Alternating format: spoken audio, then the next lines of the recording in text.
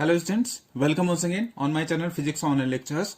So in the series of classical mechanics lectures, we are discussing here the generalized coordinates, which is very important topic when we discuss the Lagrangian one. So we have just seen that when we have the Lagrangian equation of motion, so we have the generalized coordinates are the position and velocity. So what are the generalized coordinates? As I have earlier promised to you, I will just tell you what is the generalized coordinate. So in this reference, I am just going to discuss here what are actually the generalized coordinates are said to be. You can just say that अगर हम generalized coordinates की बात करें तो ये क्या होता है, इसे top independent coordinates and sufficient in number to describe completely the state of configuration of a dynamical system. तो क्या है, एक इंडिपेंडेंट कोऑर्डिनेट्स हैं, वो क्या होते हैं, सफिशिएंटली डिस्क्राइब कर सकते हैं किसको, स्टेट जो होती है कॉन्फ़िगरेशन डायनामिकल सिस्टम की है, उसके लिए जो इंडिपेंडेंट कोऑर्डिनेट्स होते हैं डिस्क्राइब करने के लिए कंप्लीटली जो कॉन्फ़िगरेशन और स्टेट ऑफ द सिस्टम होगी, उसको डायनामिकल सिस्टम को डिस्क्राइब करने के लिए उसे हम क्या कहते हैं, जनरलाइज्ड कोऑर्डिनेट्स कह सकते हैं. And you just say here generalized coordinates are defined by this q1, q2, this q3 and so on. You can just say qk and so on. This is here qn here. Where you just see here, what is n here? N is the total number of generalized coordinates. n जो corresponding है, यहाँ आपने देखा qn है, तो n is what here? n is the total number of, you can just say, generalized coordinates here. ये actual में क्या है, जो टोटल नंबर है जनरलाइज कोऑर्डिनेट्स के, उसको इंडिकेट कर रहा है कौन, small n here. In fact you can just say here कि जब minimum number of coordinates needed to describe the motion of the system, ये क्या है एक्चुअल में, these are corresponding to the minimum number of, you can just say in other words, ये actual में क्या है, ये minimum number of, you can just say, coordinates जो किसको डिस्क्राइब करने के लिए, स्टेट ऑफ द सिस्टम या मोशन ऑफ द सिस्टम को डिस्क्राइब करने के लिए minimum number of the coordinates are said to be the generalized coordinates. For example, I have earlier mentioned to you some of the examples. Suppose we have a particle and particle is constant to move on the circumference of the circle. अगर हमारे पास कोई particle है और वो क्या है, constant हमने ये रखी है कि वो क्या करता है, this is going to move on the circumference of the circle.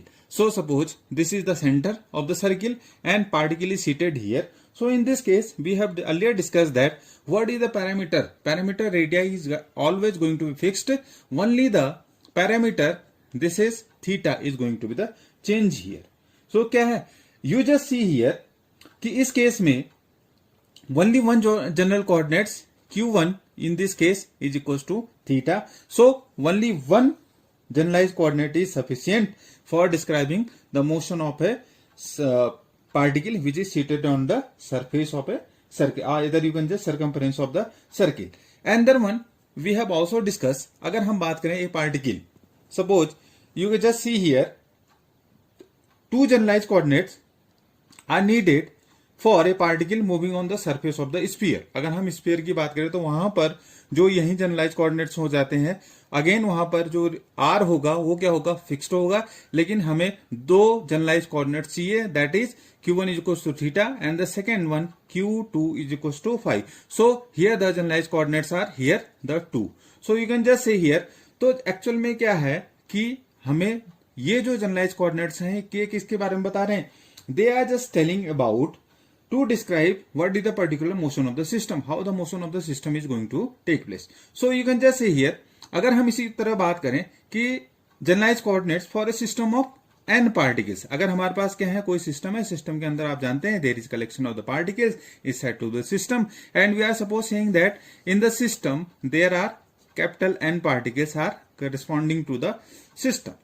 तो इस केस में n our system is constrained by this suppose के इक्वेशंस, जो हमने बात कही थी कि अगर वहां पर क्या है, के इक्वेशंस हैं जो करस्पॉन्ड किसको कर रही हैं, अगर सपोज वो इक्वेशन करस्पॉन्ड कर रही हैं कांस्टेंट्स को, तो उस केस में जो स्मॉल n होगा वो क्या होगा, this is 3n minus k here.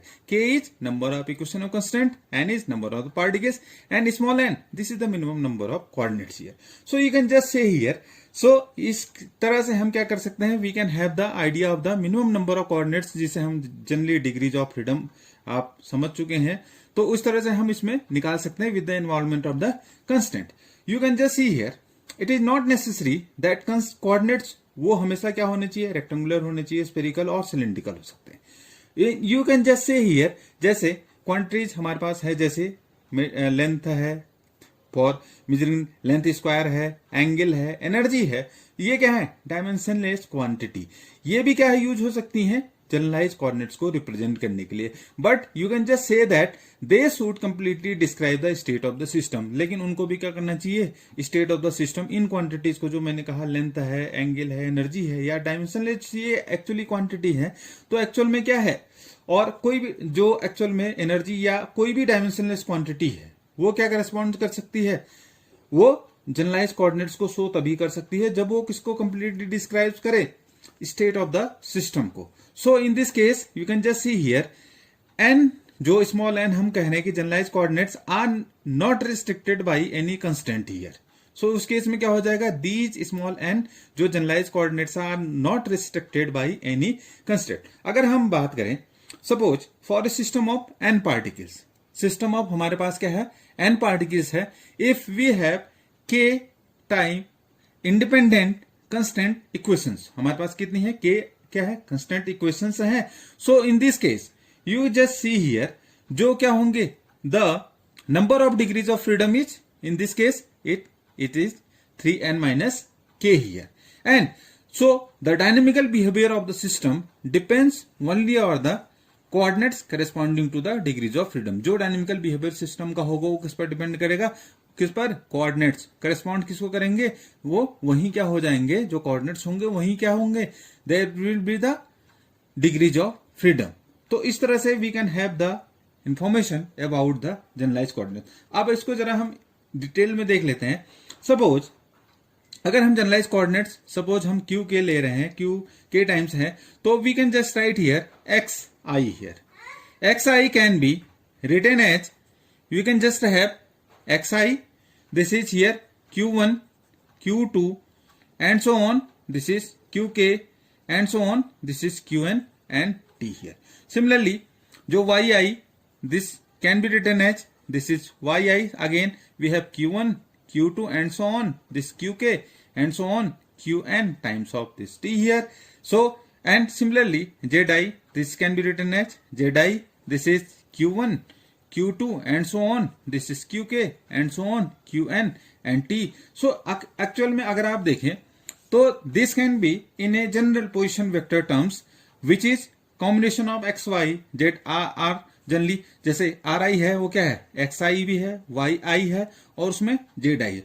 So for we have दस ith पार्टिकल के लिए जो पोजीशन वेक्टर को हम एक जनरल फॉर्म में हम इस तरह से लिख सकते हैं। अभी तो हमने एक्स वाई जेड में लिखा था, अगर हमें आर के फॉर्म में लिखना है which is combination of x y r and z, तो for the ith particle we can have this r i, we हम इस तरह से लिख सकते हैं, this is r i times of this q1 q2 and so on, this is qk and so on, qn and t here।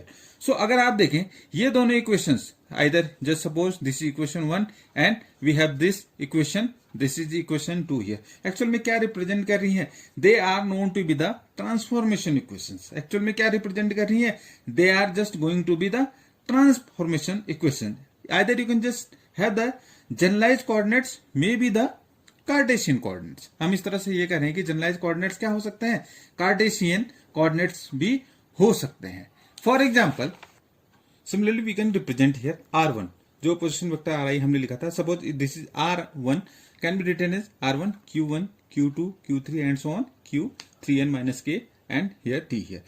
r2 this is equals to r2 q1 q2 and so on, this is q3n minus k and t। अगर आप इन दोनों equations को देखें, actual में क्या है कि I just want to tell here जो यहाँ पर q वाले टर्म आए हैं, suppose this is we just write here qj here, qi तो नहीं लिख सकते, qj अगर सपोज हम इस तरह से रिप्रेजेंट करें which are independent to each other, we have written q1 q2 q3 and so on. जो आप देख रहे हैं एक्चुअल में क्या है, हम इनको जनरली दीज कोऑर्डिनेट्स जो यहाँ पर आए हैं q1 q2 qj, हम इसे क्या है which are independent to each other, ये क्या है, these are you can just say independent to each other, और इंडिपेंडेंट टू ईच अदर यही कोऑर्डिनेट्स क्या कहलाते हैं, these coordinates are called the generalized coordinates. यही कोऑर्डिनेट्स को हम क्या कहते हैं, जनरलाइज कोऑर्डिनेट्स भी हम कहते हैं। तो इस तरह से we can have the proper definition of the generalize coordinates which are independent to each other and these are represented by a quantity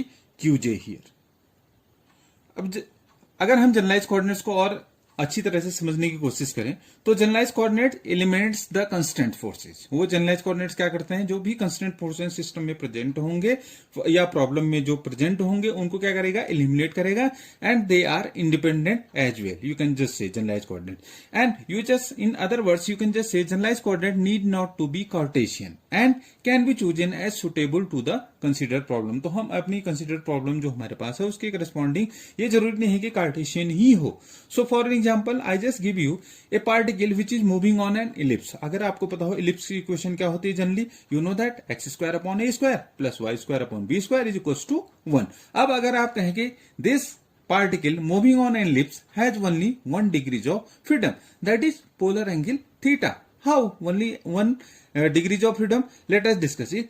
So उसके लिए क्या होगा, the corresponding coordinates for the particle on x axis and y axis in terms of theta. तो इसके लिए क्या हो जाएगा, अगर हम देखें जो corresponding coordinates होंगे x को आप लिख सकते हैं x is equals to a cos of theta here and y is equals to we can just write here b sin of theta. अगर आप देखें, अगर if you just place in this equation you just find that automatically this two of the equations for which the above constant equation is going to be satisfied. जो ये constant equation है अगर हम यहाँ पर ये values रखते हैं x की जगह a cos of theta, y की जगह b sin of theta, तो you will just automatically this constant equation is going to be satisfied by this one. Only one variable. What is here? Theta. Because semi-major and semi-minor axes are A and B here and they are always the fixed one. Only the theta changes in an ellipse. That's why the number of degrees of freedom in the corresponding problem is here theta here. So I have just showed you जो generalized coordinates होते हैं ये जरूरी नहीं कि Cartesian ही हो, वो हम प्रॉब्लम के corresponding we can have the proper suitable consider. जो भी प्रॉब्लम होगी उसके अकॉर्डिंग हम चूज कर सकते हैं, जैसा कि मैंने आपको अभी एग्जांपल में बताया था. और एक और चीज इंपॉर्टेंट है नोट करने की, a system is said to be रियोनोमिक.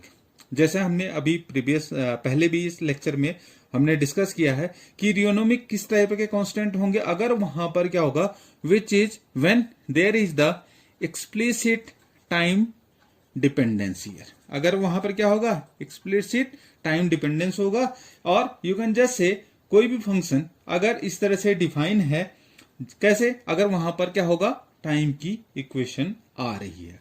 And अगर suppose if it is not the explicit time dependence, अगर वहां पर टाइम अपीयर नहीं होता है, then the system is showed to be scleronomic, जो हमने डिस्कस भी कर चुके हैं. और उस केस में क्या होगा, जो भी हम फंक्शनल डिपेंडेंस लिखेंगे उस इक्वेशन में क्या होगा, सपोज हम आर आई के लिए लिख रहे हैं, R i this equals to it can be R i this is Q1 Q2 and so on this QK and so QN. यहां पर देख लो आप टाइम इन्वॉल्व नहीं हुआ, तो इस तरह के हम क्या कहेंगे, सिनोमिक. ये हम डिस्कस भी कर चुके हैं, तो यहाँ पर थोड़ा सा उसका ब्रीफ आइडिया थोड़ा सा देना था. तो हम इस सिस्टम रियोनोमिक कब होगा, व्हेन एक्सप्लिसिट टाइम डिपेंडेंस होगा and not the explicit time dependence, scleronomic constant. Rheonomic constant which is explicitly time dependence means वहां पर टाइम का इन्वॉल्वमेंट होता है. सिनोमिक में टाइम का जो इन्वॉल्वमेंट है वो नहीं होता है. You can just say here.